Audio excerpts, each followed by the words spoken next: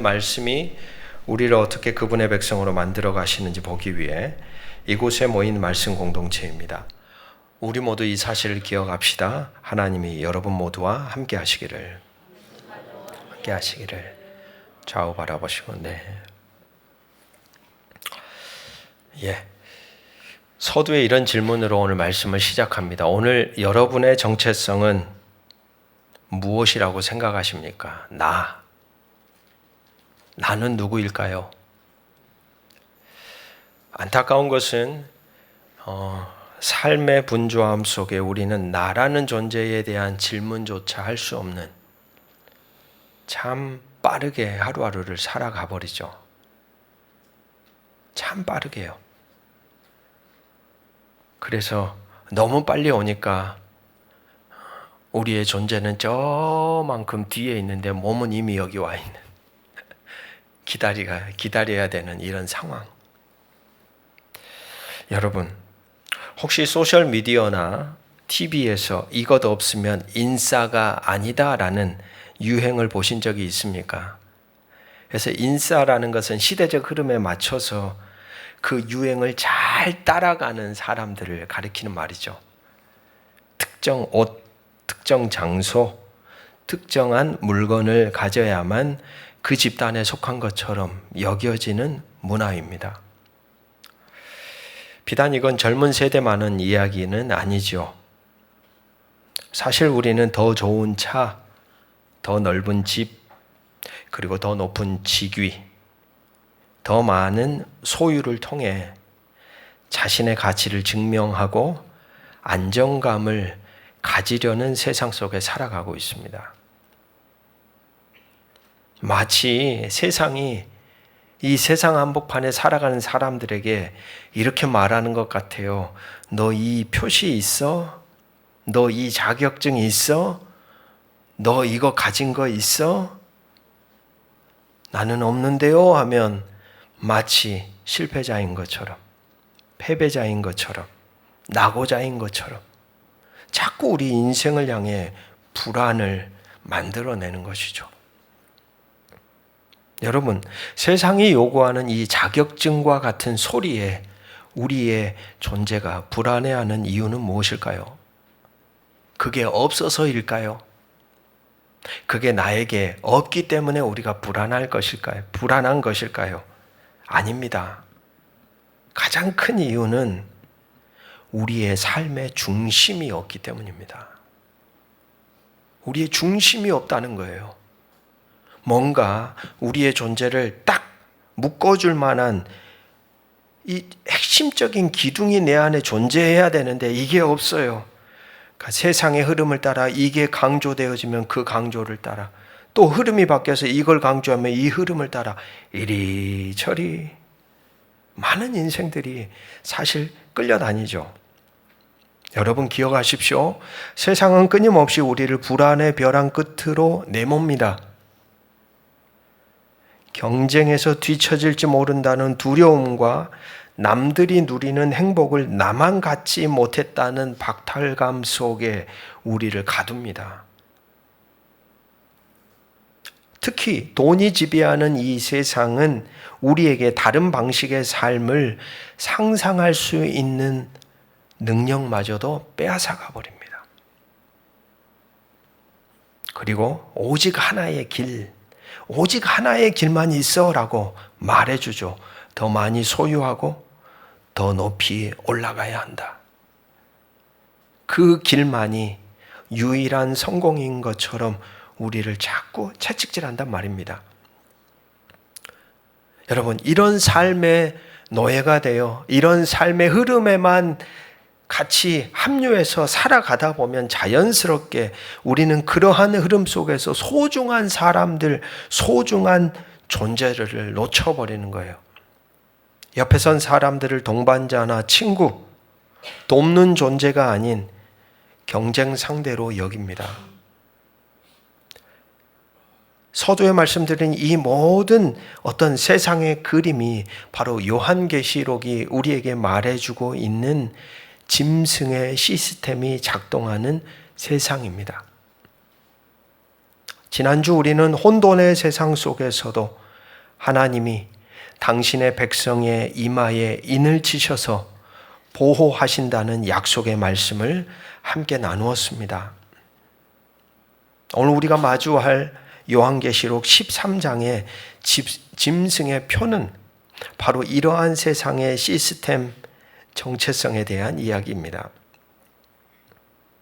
같이 말씀 속으로 한번 들어가 보시죠. 요한복음 13장에는 두 마리의 짐승이 등장합니다. 아주 무서운 짐승들이죠. 이들은 단순히 상상 속의 괴물이 아니라 1세기 성도들이 매일 마주해야 했던, 그리고 오늘날 우리도 마주하고 있는 세상의 거대한 힘을 상징합니다. 먼저 바다에서 용에게 권세를 받은 짐승이 올라오죠. 이 짐승은 강력한 정치, 경제, 군사적 힘으로 세상을 억압하는 권력 시스템을 의미합니다. 1세기에 요한계시록을 읽었던 성도들의 눈에는 바로 이 짐승이 뭐처럼 보였냐면 로마 제국이었습니다. 절대 권력, 마치 황제를 누구라고까지 칭해요? 신과 같다고 칭할 정도로 아무도 대항할 수 없고 저항할 수 없고 말하면 말한 대로 그대로 실행되는 로마라는 절대 권력이죠. 그는 자신을 신격화하며 경배를 요구했고 거부하는 자들에게는 심지어 뭐까지 주었어요? 죽음을 허락합니다. 1세기 시대가 그러했죠. 그런데 더 무서운 것은 두 번째 짐승입니다. 땅에서 올라온 이 짐승은 첫 번째 짐승을 숭배하도록 만드는 모든 사상, 문화, 종교를 의미합니다. 이 땅의 짐승은 큰 이적을 행하며 사람들을 미혹합니다.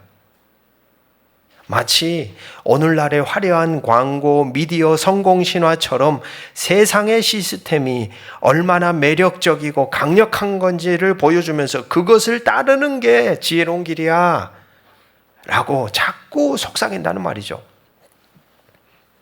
그리고 이 두 번째 짐승은 마침내 모든 사람들에게 표를 받게 합니다.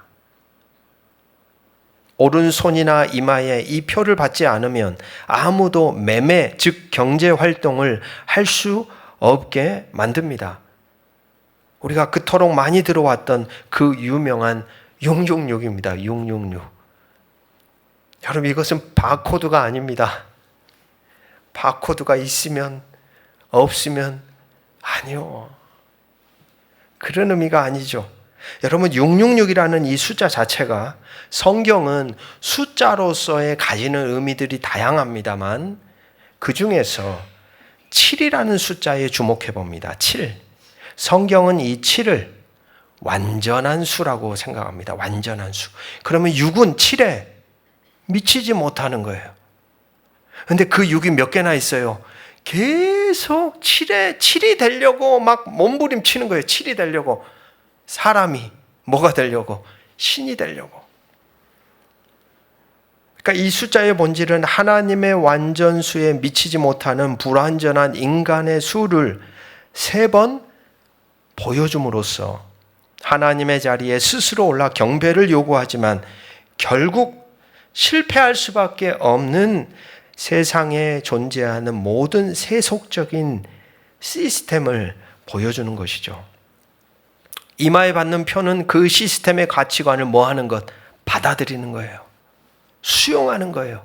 거기에 종속되어져서 생계를 유지하며 살아가는 어떤 상태를 가리킨다고 볼 수 있겠습니다. 이 장면 한 장면을 이쪽에 기억해 놓으시고 이런 사람들만 있는가 했더니 또 한 부류가 성경에 등장하죠. 요한계시록은 두 부류의 사람들을 계속해서 대조적으로 보여줍니다. 땅과 하늘을 대조해서 보여줘요. 그리고 하늘을 따라 살아가는 사람들과 땅에 종속되어 살아가는 두 부류를 계속해서 대조해서 보여줍니다. 14장 오늘 우리가 읽었던 말씀을 보십시오. 완전히 새로운 장면이 전환되죠. 14장 1절을 보면 또 내가 보니 보라 어린 양이 시온산에 섰고 그와 함께 14만 4천이 서 있는데, 세상이 짐승을 경배하며 그의 표를 받을 때 동시에 전혀 다른 한 무리가 있습니다. 그들은 짐승의 발 아래가 아닌 어린 양 예수 그리스도와 함께 거룩한 시온산에 서 있습니다. 그리고 그들의 이마에는 666이라고 하는 짐승의 표가 아니라, 같이 한번 따라해 봅시다. 어린 양의 이름과 아버지의 이름. 뭐가 분명히 표가 똑같이 있어요. 어떤 사람들은 666이 있는 거고 어떤 사람들은 다른 이름이 있는 거예요. 어린 양의 이름과 아버지의 이름이 있었다. 이 14만 4천이라는 숫자도 역시 문자적인 숫자가 아닙니다. 우리가 아는 것처럼 신천지에서는 이 수를 채우면 뭔가 일이 일어난다. 여러분, 하나님 백성을 제한하신다는 것 자체가 이 얼마나 모순적입니까?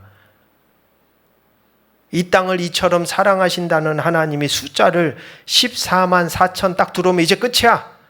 나머지는 다 죽었어. 라고 한다면 여러분, 이런 하나님을 우리는 성경에서 발견하기가 어렵죠. 14만 4천이라는 숫자는 구약의 12지파 그리고 신약의 12사도, 이 두 수를 곱하면 144입니다. 거기에 충만함을 상징하는 수 1000을 곱한 겁니다. 그러니까 이 14만 4천이란 구원받은 하나님 백성 전체를 상징하는 하나의 완전 수죠. 그렇게 충만하기를 원한다. 하나님은 하나님의 백성들이 더 많아지기를 원한다라는 의미를 가지고 있다고 할 수 있습니다. 여러분, 이들의 정체성은 세상의 시스템이나 소유가 아니라 오직 그들을 피로 사신 어린 양과 하나님 아버지께 속해 있음을 선포하는 이름입니다. 이들은 아무나 부를 수 없는 새 노래를 부르고 있죠. 여기까지가 오늘 본문에 대한 하나의 설명입니다. 그렇다면 여러분, 오늘 우리에겐 이런 질문이 있죠. 1세기 성도들에게 666이라는 숫자는 분명했습니다. 그러니까 이 요한계시록을 읽고 있었던 성도들은요, 666이라는 숫자를 세어보라 했을 때 이 666이 누구인지를 읽으면서 바로 알았어요. 누구였을까요? 네로 황제였거든요. 그 당시에 절대 권력자. 아, 이건 네로 황제였구나. 네로 황제지? 라고 알았단 말입니다. 그 실체가 분명하게 핍박도 했고 박해도 했고 때로는 순교하게 만들었기 때문입니다. 실체가 분명했다는 거예요. 여기에 오늘 우리의 질문이 있어요. 그렇다면 오늘 우리 시대를 살아가는 우리에게는 그 실체가 분명하지 않다는 거예요. 애매하다는 거예요. 분별하기가 어렵다는 말입니다. 바로 이것이 오늘을 살아가는, 우리가 살아가는 이 시대의 영적 전쟁의 교묘함입니다. 13장 18절은 이렇게 말합니다. 지혜가 여기 있으니. 오늘 우리에게 필요한 지혜는요, 미래의 적 그리스도가 누구냐를 예측하는 게 아닙니다. 우리 시대에 깊숙이 들어와 있는 666의 실체를 분별하는 것이죠. 1500년대에 신앙의 길을 걸어갔던 종교개혁가 마틴 루터에게서 우리는 한 가지를 배울 수 있을 것 같습니다. 루터도 이 요한계시록을 읽고서 이걸 해석했거든요. 근데 이걸 어떻게 적용을 했는지를 보니까 루터가 파악했던 자기 시대의 666은 먼 미래의 어떤 존재가 아니었습니다. 루터는 하나님의 자리를 차지하고서 성도들을 억압하고 있었던 당대의 부패한 교황권이야말로 바로 이 짐승이다 라고 해석했거든요. 이처럼 우리도 666의 원리를 오늘의 시대에 적용해야만 합니다. 그렇다면 오늘 가장 강력하고 교묘하게 우리를 지배하는 666, 짐승이 다스리는 시스템은 무엇일까요? 여러 가지로 생각해 볼 수 있을 겁니다. 그러나 저는 그것을 한 가지로 생각해 봅니다. 물질, 만능주의, 자본주의입니다. 이 시스템은 우리의 경배를 요구합니다. 여러분, 세상은 자꾸 우리에게 이렇게 말을 하죠. 더 많이 소유하면 행복해져. 이것을 복음처럼 선언합니다. 성공하기 위해서는 수단 방법 가리지 말고 모든 관계를 깨서라도 경쟁에서 이겨라는 계명을 우리에게 말하죠.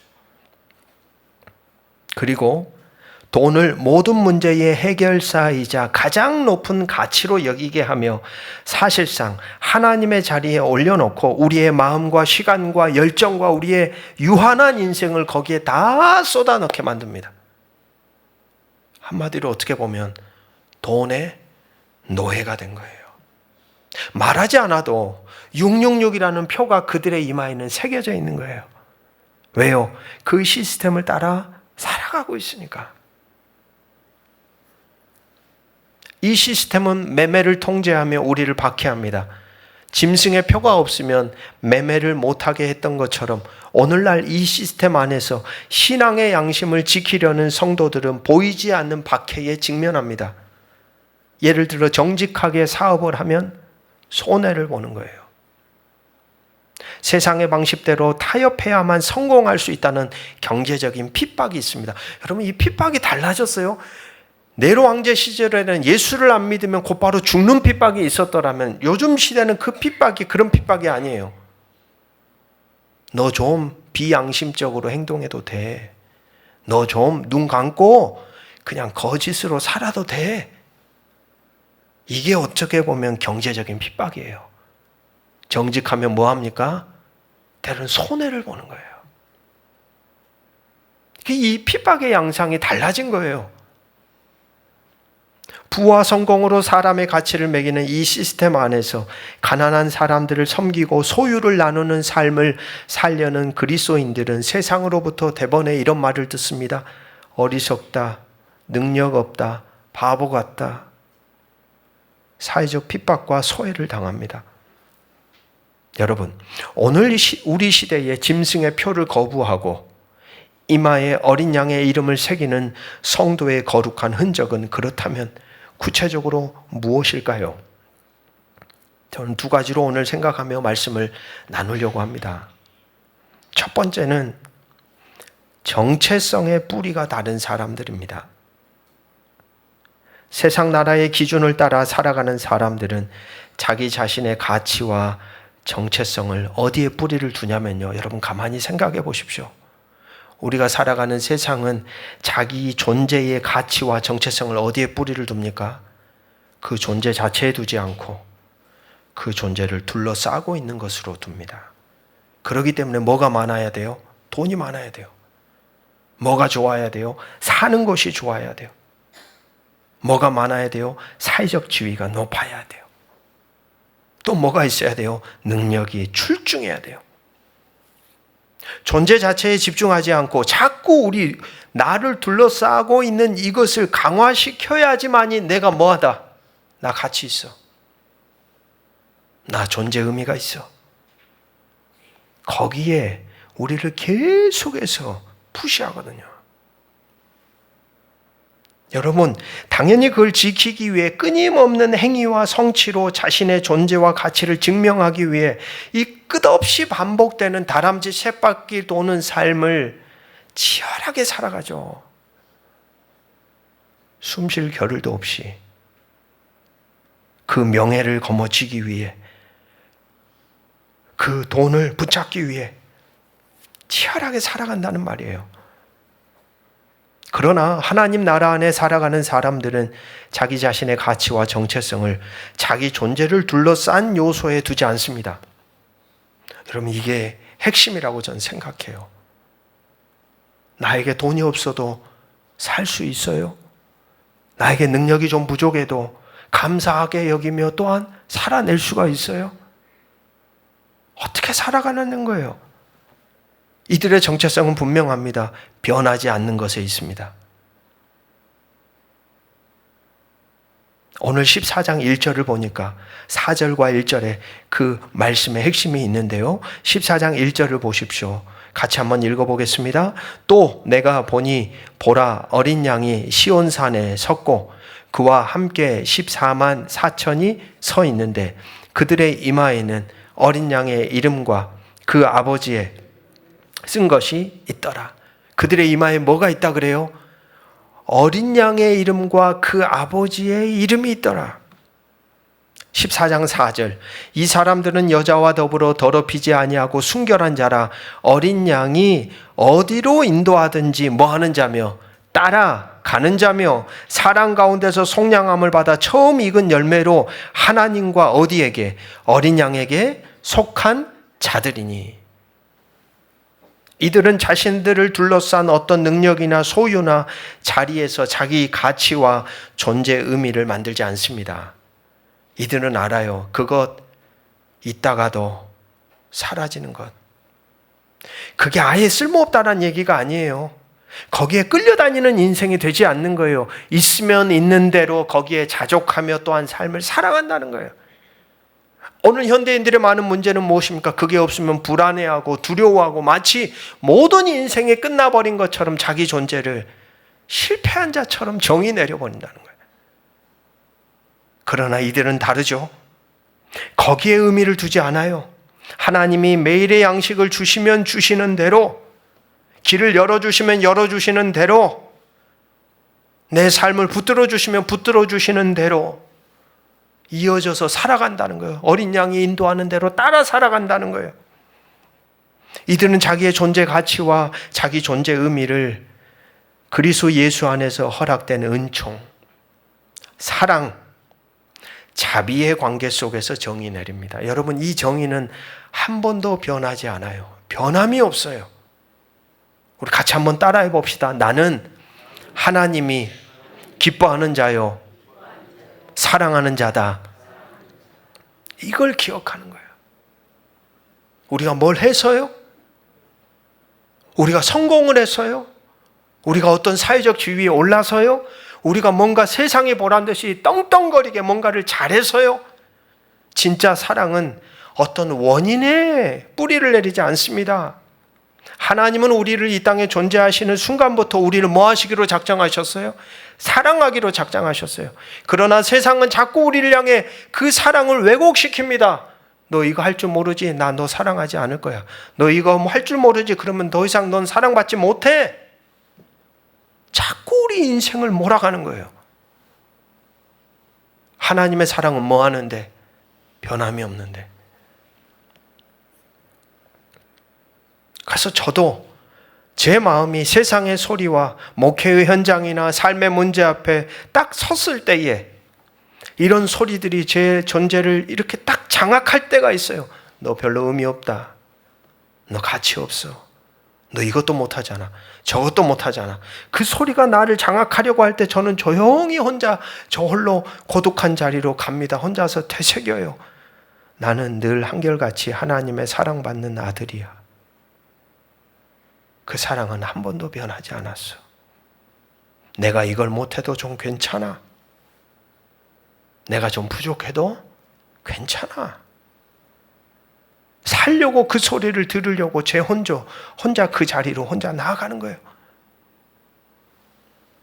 여러분, 하나님 백성의 가치는요, 뭘 가졌느냐를 따라 결정되는 게 아닙니다. 우리가 누구에게 속해 있는가를 따라 결정되는 거예요.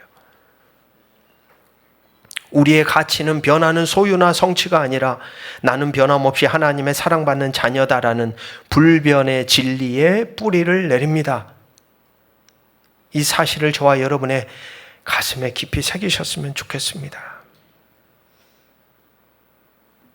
이 정체성은요, 우리를 끊임없이 너 존재를 증명해봐 말하고 요청하는 세상의 굴레에서 우리를 숨쉬게 해요. 자유하게 해요. 내가 왜 너한테 그걸 증명해야 되는데? 난 이미 사랑받았는데. 내가 좀 돈이 없어도 난 이미 사랑받고 있는 상태인데. 내가 좀 낮아도 나는 이미 하나님의 사랑으로 넉넉한데. 끌려다니는 존재가 아니라 그 소리를 잘라낼 수 있는 존재가 되는 것이죠. 그러다 보면 자기 존재의 증명에 목맬 필요 없는 사람들은 자연스럽게 인생의 시선이 자기 중심적인 존재가 되지 않고 누구를 향해? 타인을 향해 열리게 되어 있습니다. 그러니까 그 말이 맞아요. 사랑을 충만하게 받은 사람들은 내 안에 이 사랑이 너무 많으니까 나를 더 사랑해주고 나를 더 가꾸고 나를 지키고 여기에 목숨을 걸지 않는 거예요. 왜요? 이미 나는 충만해. 자연스럽게 시선이 어디로 가요? 사람들을 향하여, 세상을 향하여, 피조 세계를 향하여 고개가 들어지는 것이죠.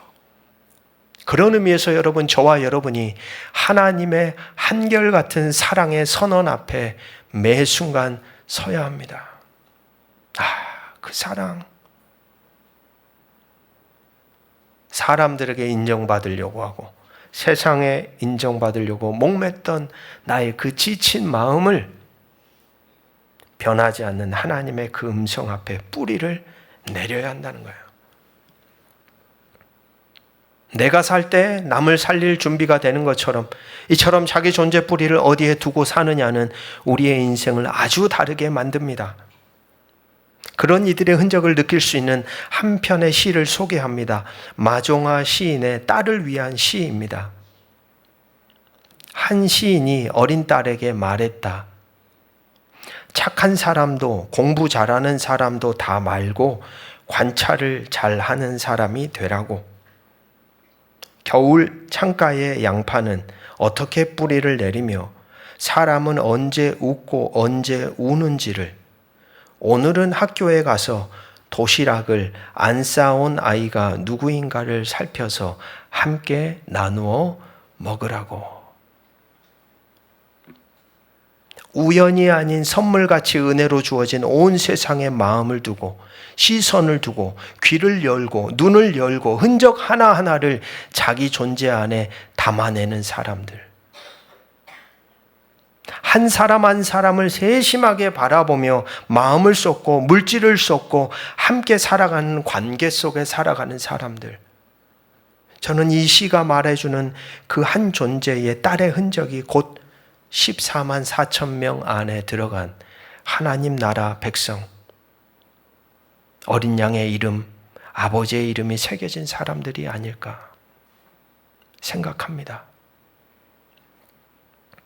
268명의 하버드생 학생들을 대상으로 장기 연구 프로젝트가 시작되었습니다. 그랜트 연구라는 건데요. 1938년부터 시작되어 지금까지 그 연구는 계속 지속되고 있습니다.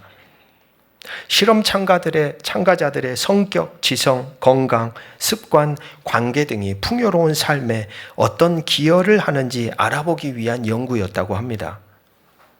30년 이상 그 연구를 이끌어왔던 베일런트 박사라는 사람은 그랜트 연구 결과로 얻은 교훈이 뭡니까? 라고 질문했을 때 이렇게 대답합니다. 삶의 진정으로 중요한 것이 있다면 그것은 다른 이들과 맺는 관계였습니다. 라고 대답을 했다는 거예요. 친밀한 관계가 돈이나 명예보다 중요했고 사람을 행복하게 만들고 자발성 없는 삶으로 떨어지지 않도록 인생을 지켜주고 육체적으로나 정신적으로 쇠약해지는 속도를 늦추어 줬다라는 것입니다. 여러분, 우리는 언제부터인가 타인을 위해 마음의 빗장을 열어두는 그 길과 법을 잊어버렸습니다. 한때 정을 나누던 집은 누구도 드릴 수 없는 사적인 공간이 되고 오랜 벗을 만나도 마음의 거리가 쉬 좁혀지지 않을 때가 있죠. 모니터, 핸드폰 화면 너머의 좋아요, 진정한 공감이라고 하기에는 너무 가볍고 사실은 안전거리만큼이나 지극히 얕은 교감 수준에 머무르는 관계가 우리의 삶을 이루고 있습니다. 우리는 서로의 삶에 깊이 관여하는 온기를 잃어버린 것 같습니다. 아브라함 헤셀이라고 하는 사상가는 우리가 절망의 늪에 빠지지 않는 길은 스스로를 위한 삶이 아니라 타인을 위한 존재가 되는 것에 있다고 말합니다. 타인을 위한 존재가 되는 것. 진정한 삶의 의미는 나를 비워낼 때, 그 빈 자리에 타인의 필요를 채워 넣을 때 주어지는 선물입니다, 여러분. 고통받는 이의 손을 맞잡을 때 우리의 세계는 놀랍게 확장되고 더 높은 차원으로 올라갈 수가 있습니다. 나만의 욕망으로 가득 찬 삶은 결국 외로운 섬이 됩니다. 그 고립감은 세상을 향한 저기를 싹 틔우는 것이죠.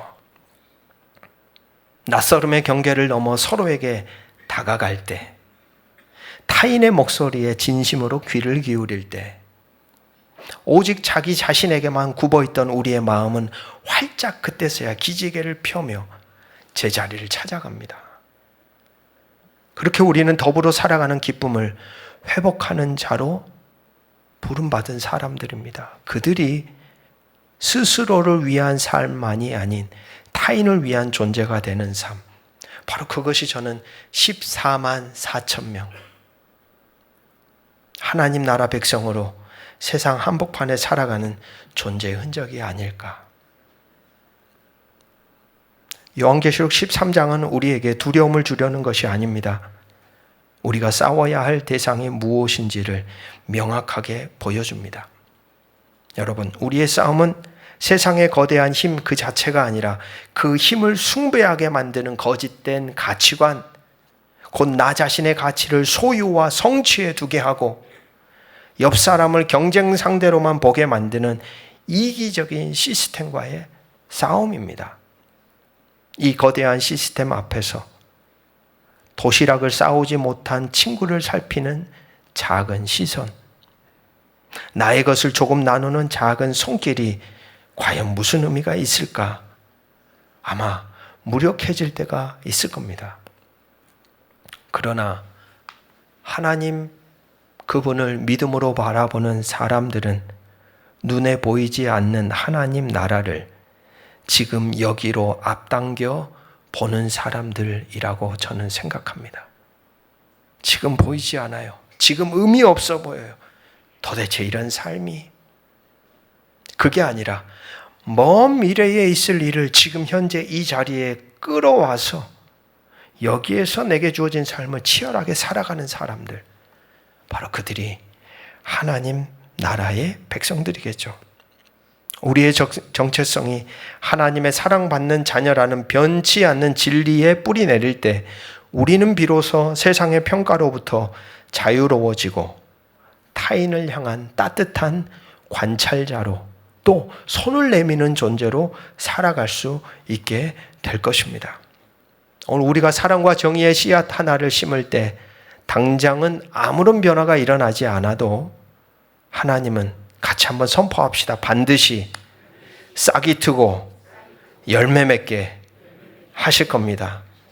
할렐루야. 이번 한 주 세상의 논리를 통해 우리 가운데 임하는 두려움을 뛰어넘어 어린 양이신 예수에게 속한 자의 사랑을 심으며 여러분의 삶의 자리에서 새 노래를 부르며 인생을 조각해가는 여러분의 한 주간이 되시기를 주의 이름으로 축복합니다. 기도하겠습니다. 모든 지각에 뛰어난 하나님의 평강이 그리스도 예수 안에서 우리의 마음과 생각을 지키시리라. 아멘. 세상의 짐승이 큰 소리로 울부짖고 그의 표 없이는 살 수 없다 위협할 때 주님, 우리의 이마에 새겨진 어린 양의 이름과 아버지의 이름을 다시 새기게 하소서. 세상의 성공 신화가 아닌 시온산 위 어린 양의 새 노래를 듣게 하소서. 우리의 손이 세상의 것을 움켜쥐기보다 나누고 섬기는 손이 되게 하시고 우리의 생각이 세상의 논리를 따르기보다 당신의 진리를 분별하는 생각이 되게 하옵소서. 그리하여 마침내 짐승을 따르는 무리가 아닌 우리의 영원한 구원자 되시는 어린 양이 어디로 인도하든지 순종하며 따라가는 거룩한 백성으로 살아가기를 원합니다. 우리를 당신의 노래로 부르신 주 예수 그리스도의 이름으로 간절히 기도드립니다. 아멘.